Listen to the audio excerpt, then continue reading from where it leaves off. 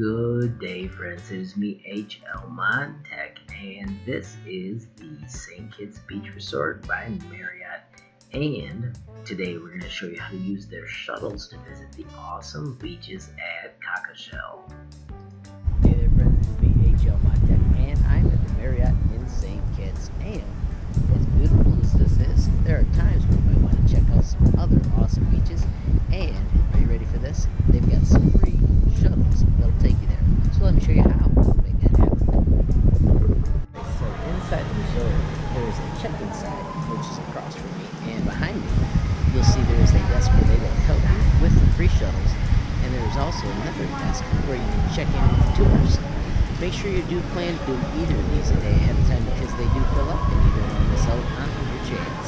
On the day of your trip, simply wait in this area. You'll be given a band, and then the bus will take you to your stop. Currently, there are 3 trips a day in the morning and 3 in the afternoon. You do have to schedule your trip out and your trip back, so you make sure that you don't get stuck there. It's likely that you will not have cell service, so trying to get a ride from out at the beaches could be troublesome. The views on the trip are quite beautiful. You climb up through the mountains for a little while, and then you come back down and are actually checking out the water as you swing by the beaches. After about 20 minutes of this scenic drive, we arrived at Cockleshell Beach. It has 2 ends, and we chose the Reggae beach end. Hey there, friends. We are in St. Kitts, and I am at Reggae Beach.